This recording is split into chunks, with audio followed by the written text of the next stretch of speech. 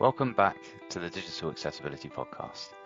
If you're looking to learn more about the field of accessibility, how to implement it within your role or your company, or to get advice on where to start or see how others have navigated complex issues that you may find along the way, then you're in the right place. I'm honoured to be able to share these insightful chats with thought leaders, advocates and practitioners of digital accessibility throughout this podcast, and I hope you'll find it a useful resource. As always, thank you so much for listening, and I hope you enjoy the chat.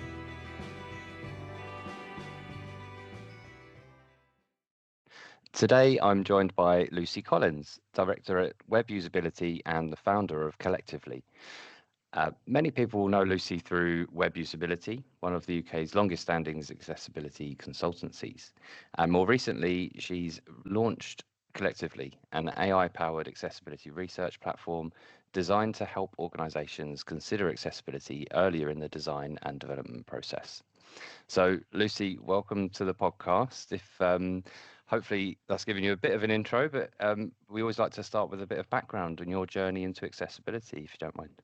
Of course. Thank you so much for having me, Joe. It's so nice to be here. And yeah, it's funny when you say like one of the longest standing accessibility agencies that I've got here in Web Usability. I was very fortunate to sort of come into Web Usability via my parents, who initially set up the business back in 2002. So we are just approaching our 25th year anniversary. And I joined the business 8 years ago and then officially took over nearly 2 years ago. And so I feel very fortunate to be in this space. I am hugely privileged to have had the opportunity to join the family business and hopefully continue the legacy that my parents set out. And I think we got into accessibility about 10 years ago now. What the agency started as was a sort of pure user research insight agency. We're all about helping organizations kind of make fast, confident digital decisions. But obviously, because accessibility is very much the core of universal design and should be the starting point for everything that we do, both online and offline, it was a very natural transition to take our research skills into the accessibility space and to start doing more in the way of inclusive research, to start doing more in the way of WCAG compliance work. Because a lot of the time we found that organizations were talking about wanting to be inclusive in their research practices, but they didn't know how to go about doing that. And actually, we've been very fortunate over the last 10 years to build up an amazing pool of participants who are able to help us sort of bring that lived experience into the conversations that we're having with organizations. So I think the journey was kind of a very natural evolution of the business, but actually it's a very personal one for me. My mum, who co-founded Web Usability with my dad, has multiple sclerosis. She's very physically disabled. I see the challenges that she experiences day to day. And I think that is often the case for many people that work in digital accessibility, isn't it? You have either experienced access needs yourself, or you have been close to somebody who has experienced those barriers, and it makes you want to change things. It makes you want to offer them a better world and to break down those barriers. And so I think that passion, as something that was a very natural evolution of the work that we do anyway, was then sort of fueled by this personal passion to make the world a bit easier for my mum, has sort of led us on the journey of where we've got to today. Oh, amazing. It's almost a win-win, isn't it? I think that's a lot of people will describe working in accessibility in any form as very challenging. There are times that it can lead to burnout because of the passionate side of people working in the space and the empathy that they have. But that just goes to show just how rewarding it can be as well, right? Because it's not just the wider world. It's also someone you love and care for. So it's it's an amazing journey into the space. Yeah.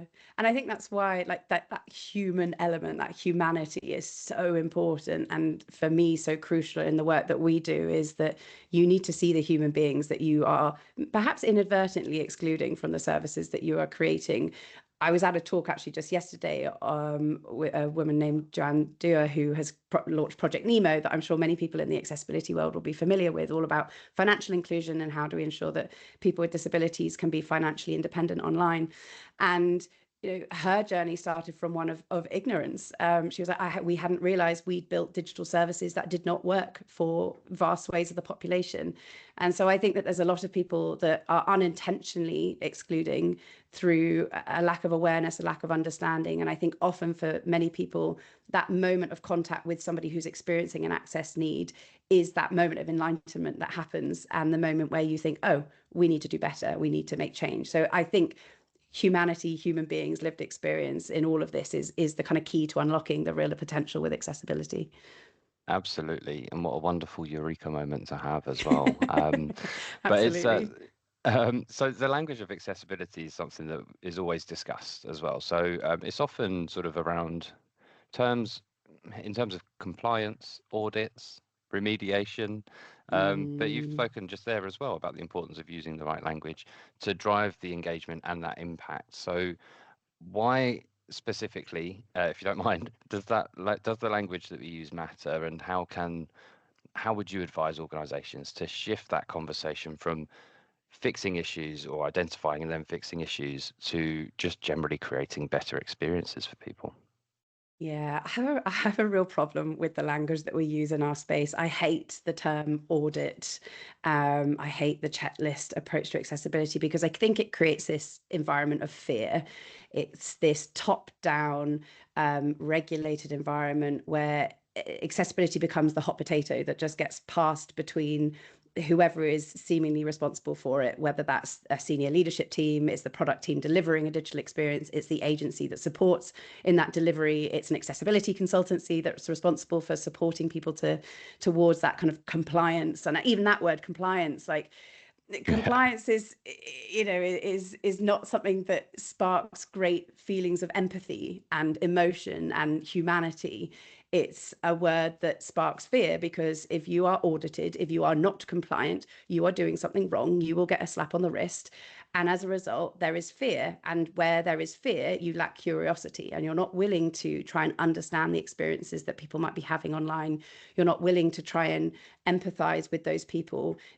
Accessibility gets reduced to a code change, to a checkbox, and we forget that there are human beings struggling to use the digital experiences that we're building. So I know it's the world that we live in. We as an agency deliver accessibility audits, but I hate it. I really think that needs to be an amnesty around accessibility, where instead of us all passing the hot potato, we actually go, okay, well, how can we work together towards a collective goal of making a more equitable online world? And that's not perfect. And that is always something that's going to be changing and evolving as needs and technology change and evolve.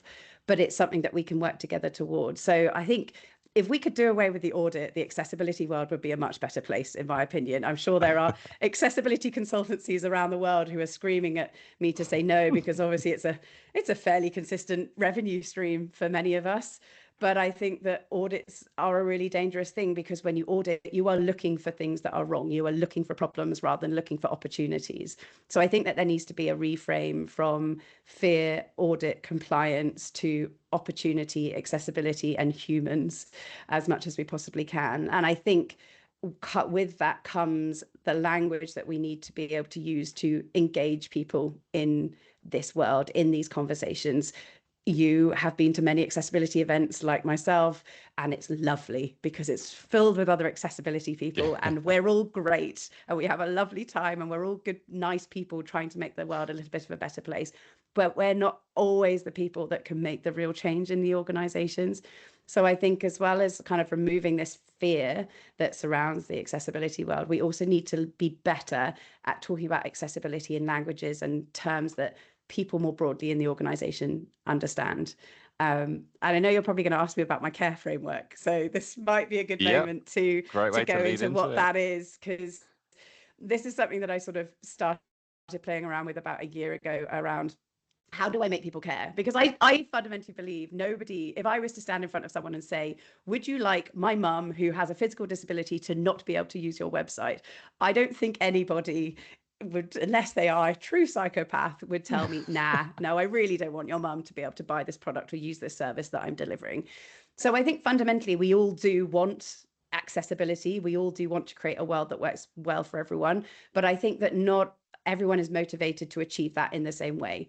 I am an altruist. I absolutely love to help people. I am absolutely motivated by that feeling that I get when I do good. Richard Dawkins would argue that's my selfish gene talking, and actually I'm getting a lot from it personally. But yeah, whatever.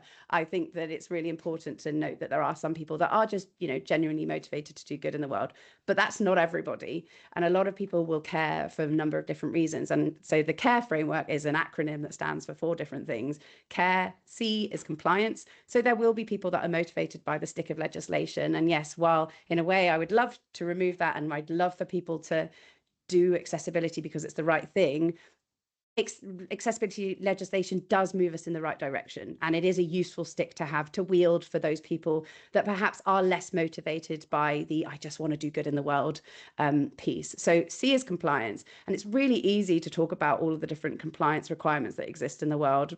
They are many, varied, but all of them are obviously underpinned by WCAG. So for a lot of it, it's very easy to use that as a starting point and to use compliance as a way to get people on side with accessibility. You then do have the altruist angle, which is obviously the thing that speaks to me, and I'm sure a lot of people that listen to your podcast. We then will have R, which is the return on investment. It is very well documented that when you invest in accessibility, it has a positive impact on your bottom line. The earlier you invest in it, the less opportunity you have for accessibility debt to build up.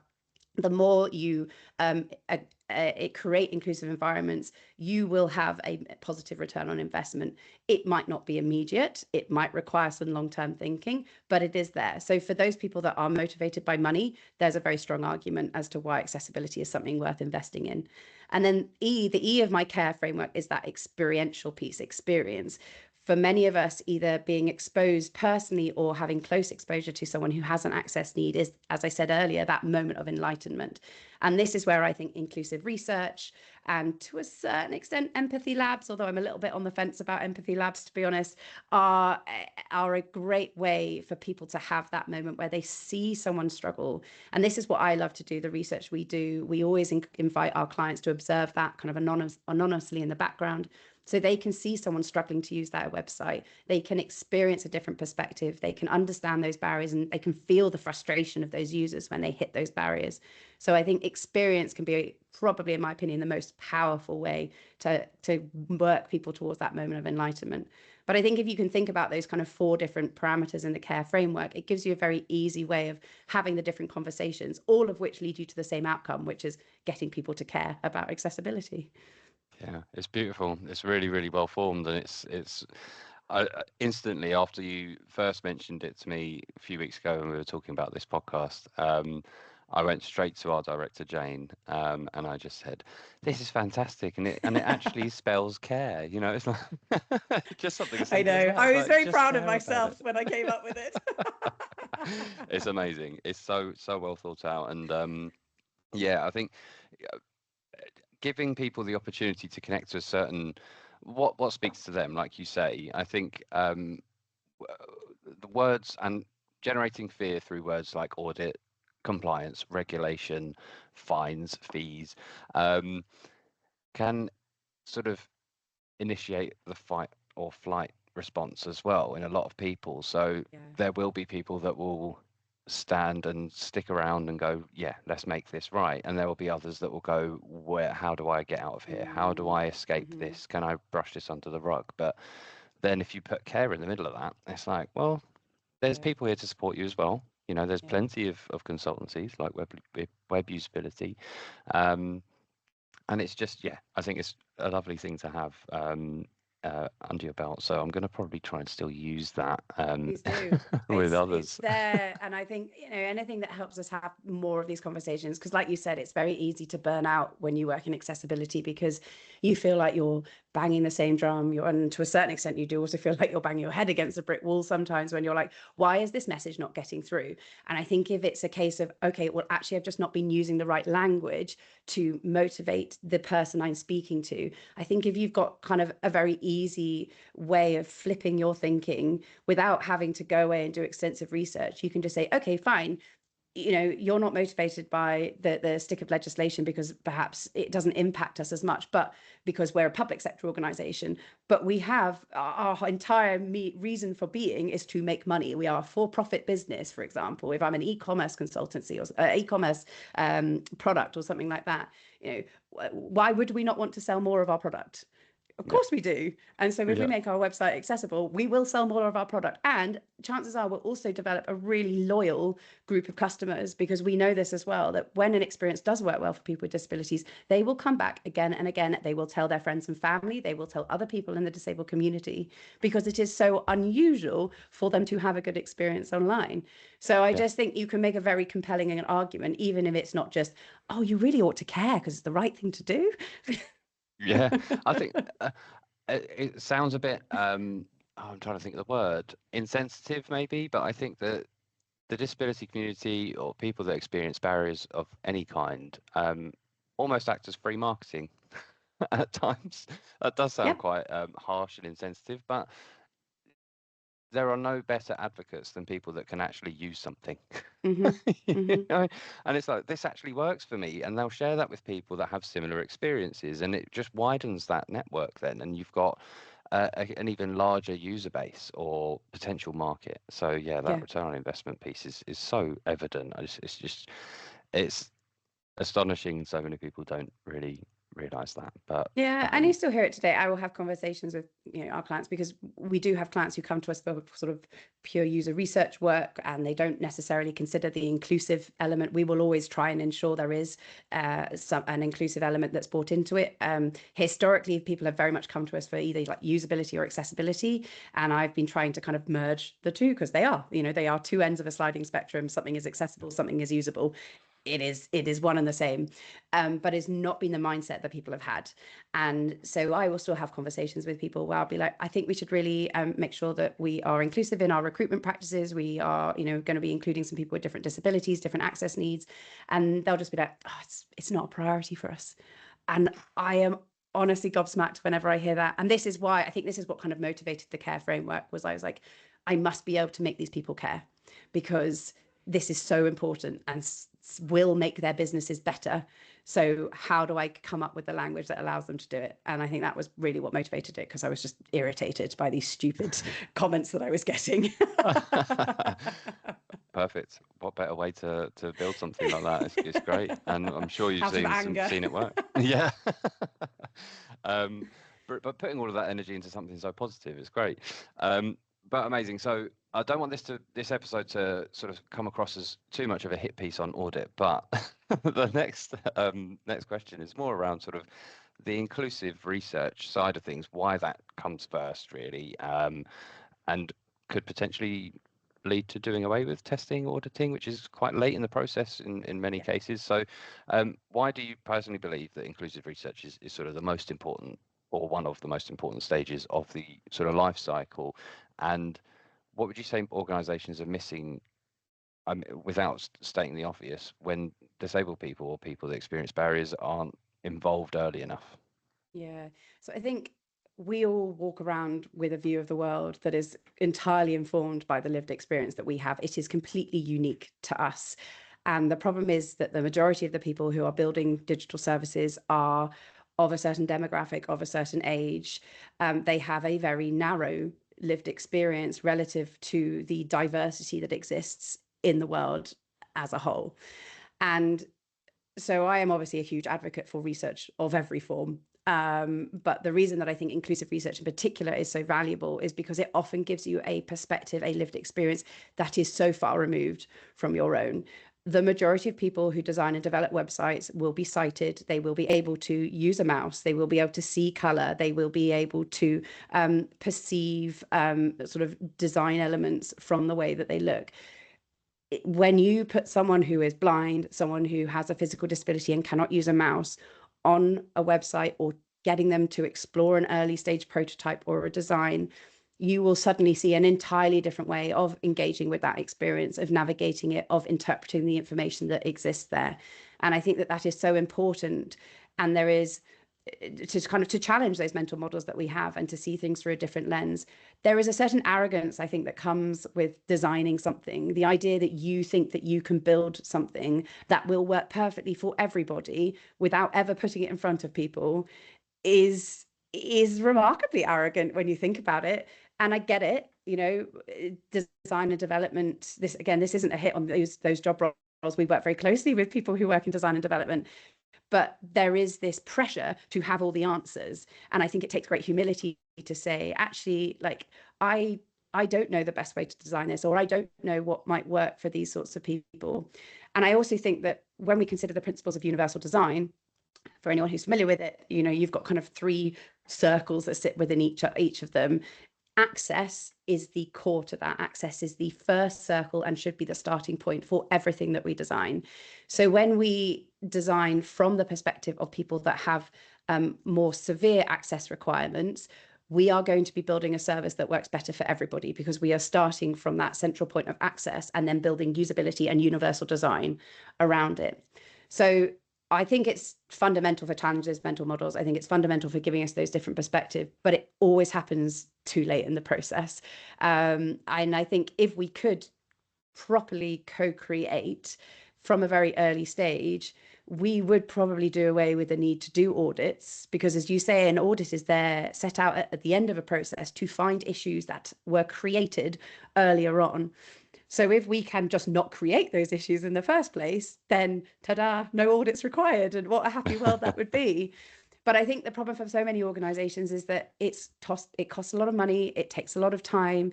A lot of people that they say they struggle to access disabled participants, which to me, I just think they just don't try hard enough, because 25% of the UK population has a registered disability.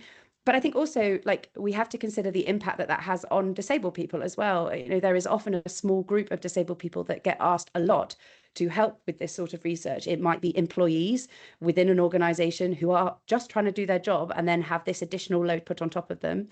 Every time we do research with someone, you are asking them to give up a bit of their lived experience, a bit of themselves.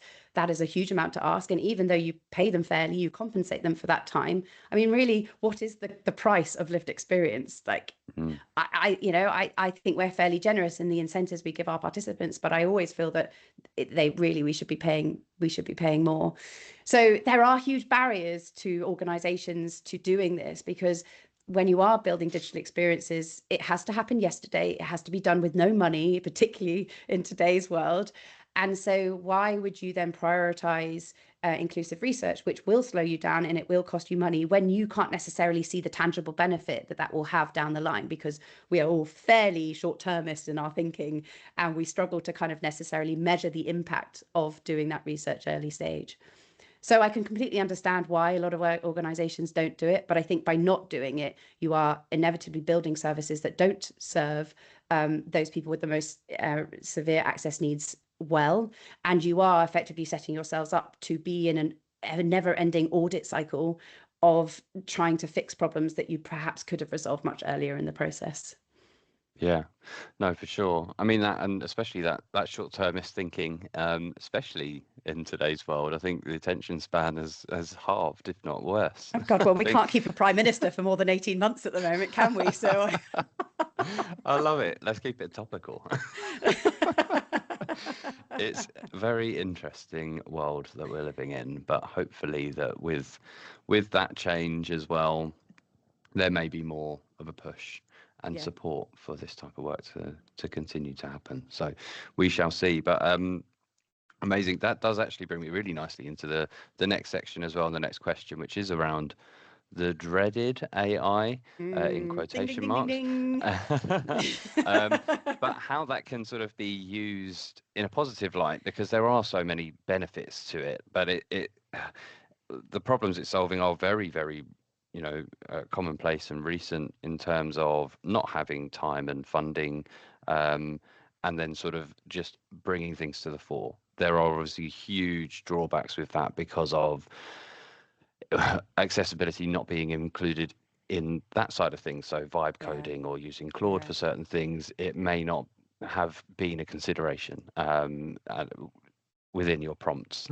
So it's a huge topic in technology, and I could bang on about it constantly. I'm currently actually building another part of the business that's going to be focusing purely on security within AI as well. So it's another sort of area, but I think that there's a lot of synergy between security, information security, and accessibility as well. But you have founded Collectively. So I will spell that out just so that I can make sure it's in the captions correctly. So it's COLLECTIVLY. TIVA11Y, so ingenious, including accessibility acronym in there. Well, I would have loved the word collectively on its own, but obviously that domain was taken. So we had to be a little creative with the business name. Yeah, so I mean, I've obviously got skin in the game here, and I think I should be really transparent about that in terms of what is the role with accessibility, with AI and accessibility. But the problems that I just explored around why are people not doing inclusive research are problems that I have seen for the last 10 years that I've been working in this space. And I have had these same conversations over and over again. And for so many of those years, my approach was just keep banging the drum, just keep talking, that, you know, having these conversations. People will change their strategies. People will start to see the value of doing inclusive research. And perhaps there was some naivety there, but I think I'm inherently an optimist, and I like to think that people will see the best in these moments and see the value in doing it.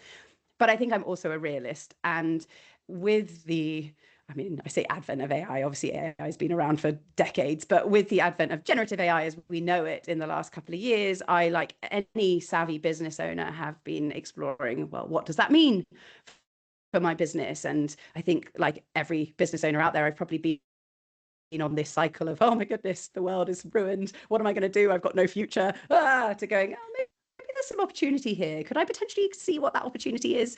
And for me, the opportunity was around this idea of synthetic users, which, when I first heard the term, terrified me. The idea of doing research not with real people, as a researcher who regularly does research with real people, terrifies me, because no amount of AI data could ever simulate the experience of real people. I have sat in beautiful research sessions where people have bared their souls to me, and I know that no AI could ever replicate that, ever. And I will stand by that probably to my grave.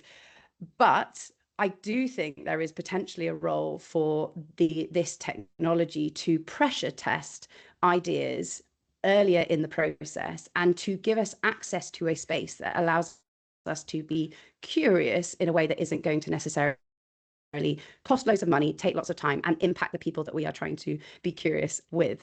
So this is where Collectively kind of came from, which was, we know that AI models, we know the AI world doesn't represent the disabled community well. Is there a way that we could take what we at Web Usability have been doing with our inclusive research, use some of the aggregated, anonymized research insights that we've got to help create an experience or simulate the experience of people with disabilities online? And that is what Collectively does. It is an accessibility testing platform that is designed to help teams think about accessibility earlier, challenge their own assumptions, and explore digital experiences through different accessibility lenses. So what we're doing with Collectively is we're using AI personas that are mapped to the European Accessibility Act functional performance criteria. They're grounded in the anonymized and aggregated research data that my agency, Web Usability, has sort of been generating over the last decade of what good looks like for people with different disabilities online. And then the idea is that these personas can support you to test digital experiences, and then also to explore the design and development ideas through the lens of different functional outcomes, kind of right from the very start of the process. So rather than focusing on whether or not a button works because it's got the right code, it's trying to help organizations and people understand whether a digital experience can be used without vision, can be used with limited manipulation and strength, can be used without hearing, with limited cognition, and so on and so forth, kind of through those functional performance criteria. So very much leaning into the kind of the social model of disability, rather than does it work for someone who has a certain disability type. We're focusing on the functional outcome. Can they achieve a task online? I want to be very, very clear, kind of right from the start, that it is a bridge, not a destination. It's not a simulation of disability. It's not a replacement for research with real people, and it's certainly not a replacement for hiring disabled people. It's very much hopefully a way to encourage people to shift left with their thinking. So to think about accessibility earlier in that design and development process, to consider accessibility outcomes earlier, and to challenge the assumptions that we all have around what good looks like for people with different disabilities, as well as pressure testing those digital experiences. So when you do get to testing with real users, which is obviously the step we want people to take, that testing is as effective and as valuable as it can be for both the business and the participants who are taking part. And we're not unnecessarily then burdening people with putting terrible experiences in front of them when there are issues that we could have resolved in the first place. So the aim of the tool is very much to encourage more organizations to see the value in doing inclusive research with real people. And in fact, we have included prompts in the platform to direct people when is the best moment to do that. And that is what we're hoping to achieve. Yeah. And that unburdening part is the thing that speaks to me the most as well, because as much as I guess I have to look at it from the perspective of someone that works in recruitment. So my whole job is ensuring that people that have the skills within accessibility, who may have lived experience as part of that as well, find paying jobs. So my Absolutely. my concern would be on that side of things in terms of, is this now going to be removing the opportunity for real people, human beings, and plugging it into to AI? But actually, it's I do think that there would be an element of this supporting that role and unburdening and ensuring that it's happening more frequently, because one person with very specific needs or specific disabilities that might be not as sort of widespread or commonplace, I guess, in a market, they will still have, you know, Oh yeah, their say and then 100%. their requirement and things. So it's and treating it as a bridge, and then still obviously backing it up. Your whole commitment to inclusive research shows, you know, it's not coming, it's not, this isn't a big tech company going, do you know what, we're just going to automate accessibility and not include anyone whatsoever. But my my interest as well would come from how the training data behind this, and it's hopefully that it's not going to go too technical for my listeners, but also for me. But have you worked with people with specific needs or requirements to build this? And I'm assuming it's going to be based on real personas, or is it purely based off sort of AI data and agentic AI? No, so the bit that hopefully differentiates us and also makes us a bit more defensible in the market as well is that web usability has this anonymized, aggregated, qualitative insights data around what it is that works, that makes the online world work well for people with disabilities. Anybody who works in accessibility knows that WCAG is very much the kind of the floor, not the ceiling. A WCAG compliant website does not an accessible website make necessarily. And so that is where that is the value of inclusive research, is that it takes you beyond compliance towards genuine practical accessibility. So at the moment, we are using that existing data, but what we are hoping to be able to do is to create a permanent, ongoing, rolling research function that is providing regular paid opportunities for disabled and neurodivergent people to help us continuously ensure that the data that we are using is up to date, robust, and representative of a diverse range of access needs. What these are not are digital twins, which is basically taking a particular disabled person and simulating them online. That is not what we're trying to do, because we know that you put 2 screen reader users on one website and they will use it in a completely different way. I see that daily with the research that we do. And that is the beauty of human research. And that is what AI will never, ever be able to replicate. But what we want to try and achieve is that enough of those different navigational styles and kind of exploration approaches are represented in the data to ensure that our AI can kind of simulate multiple different ways that a single person with a particular access need might go about accessing that information. Yeah. What we're also trying to use it to do is, AI speaks in a certain way, right? We're all getting pretty savvy towards it. This is not about pulling the wool over people's eyes and pretending these are real people. We would absolutely never do that. We are very upfront about the fact that this is AI and this is a bridge. But what we do want to do is to try and humanize the language that the AI is using, because we know how powerful empathy is in creating change. And we have seen it with the user testing that we have done on the platform so far. We're now in our kind of pre-launch beta phase, and we're getting some amazing feedback from people about the kind of the power of language at motivating change. And we talked about this obviously earlier in the podcast anyway, which is a lovely full circle for us to go on. But I think it's about making sure that it feels realistic, because that is what will create change, and that is what will motivate more people to see the value in doing inclusive research, and that is what eventually will motivate more people to prioritize that in their strategies and create the time, the space, and the resources for people to do more with humans. So if anything, I hope, absolutely this will never replace human research. Absolutely, it will never replace human researchers as well. And it will if this starts to replace people with disabilities in some way, we will pull it. I put that out there right now. Like, that is absolutely not what I'm trying to achieve here. No. This is all about providing people with a tool that enables them to challenge that mental model early, because we say shift left, think more about accessibility earlier in the process, but we don't give people the tools to do it. And I find it really frustrating. I'm in organizations all the time running accessibility training, and I talk to them all the time about how we need to make sure that we're asking ourselves that question: is it accessible? Is it accessible? But the reality is that these are people that have very busy jobs. They are trying to think about all sorts of things, not just the accessibility of it. So it is no surprise that it drops off the radar. So if we can be the provocation that allows these people very easily to go, oh God, have I thought about whether or not this is accessible? Then I don't feel that there's harm in that. And if anything, I hope that it will just encourage more of a mindset shift and a cultural shift in organizations to start to see the real value in doing inclusive research, and ideally come and commission Web Usability to do a whole bunch of it, because that's what I'm trying to achieve here. Absolutely. I think even I'm just sort of now casting my mind forward and trying to sort of imagine a world where collectively has been used for a large sort of platform, and then you have human representatives of those personas, or you even just have a session with that platform or product or whatever it might be, service, and or you could do like an initial human user research, then they've been using collectively for 6 months, a year, God knows how long it might take to sort of get to the bottom of a lot of the issues that it will sort of draw out, and then have a second sort of experience to show, because a lot of that quantitative data is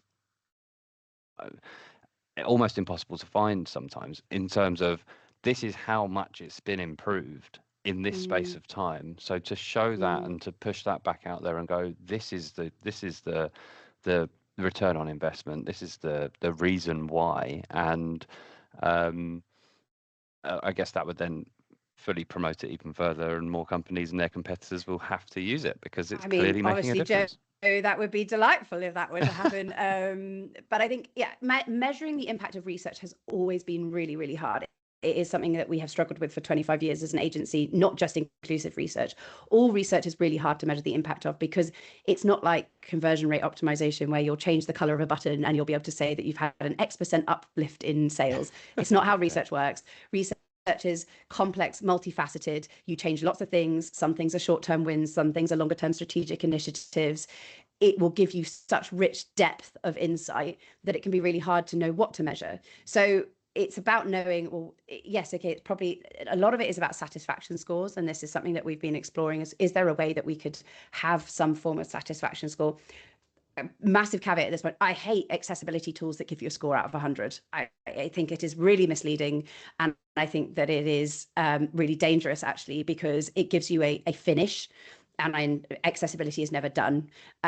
So we would never be looking at providing a score in that respect, but I do think you could give satisfaction scores around how is certain people with certain disabilities experiencing your website. Are they satisfied? Because at the end of the day, satisfaction is the thing that will dictate whether or not you receive complaints, whether or not people drop off your website, whether or not they engage with you in the first place. If they are satisfied, they will probably overcome barriers to achieve a goal because they're happy to do it.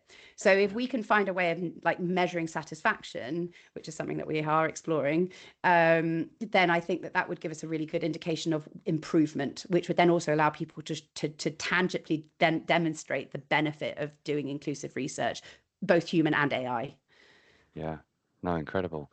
And again, that sort of being a bridge, and it shows you've thought of all avenues, and you've probably had to, because there could be an awful lot of backlash. But in my opinion, I think that obviously clearly you're doing it for all of the right reasons. You've thought of all of those things, and you're honest enough to say if it is a negative thing or is sort of not received well, then we'll go back to the drawing board. We'll pull it.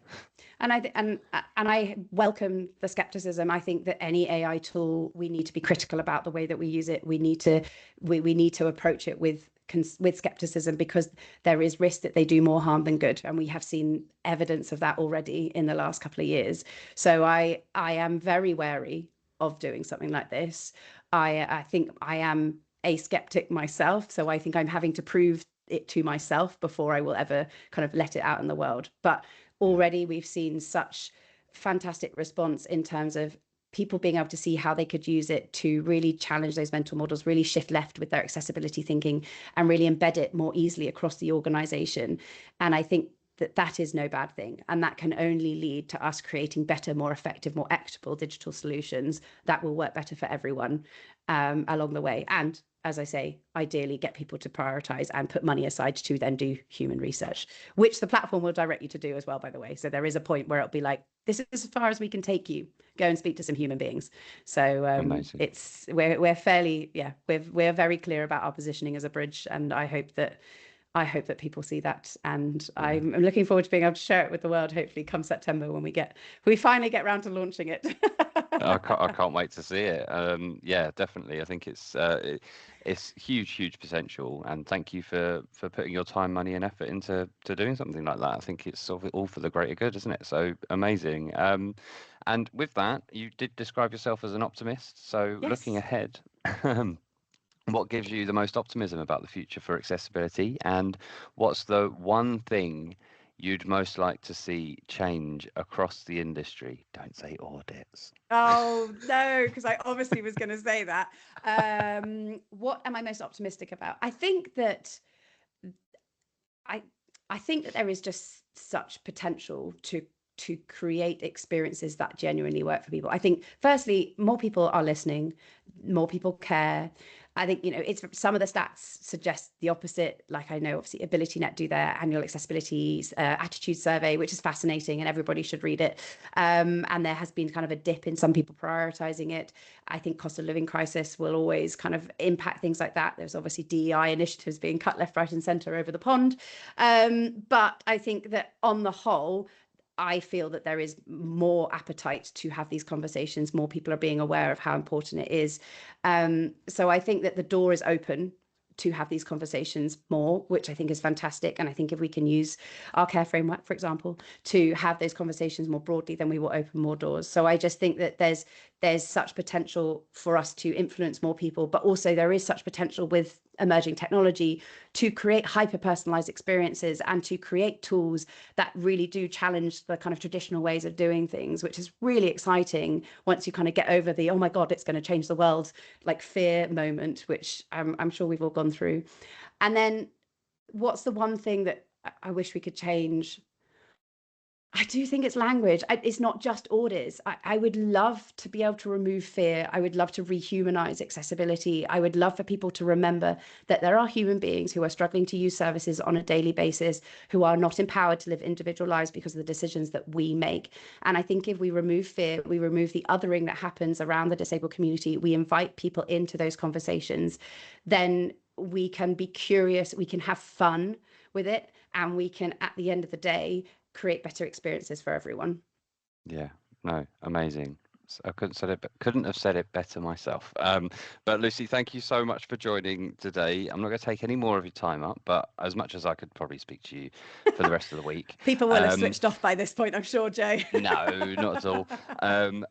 Well, if anyone does want to hear more or learn more about web usability collectively, how can they connect with you? Where can they find you? Absolutely. So obviously webusability.co.uk or collectively.com. I am on LinkedIn probably more than I should be. So please do connect. You will inevitably see some of my witterings around the topics of accessibility, AI, and also being a mum.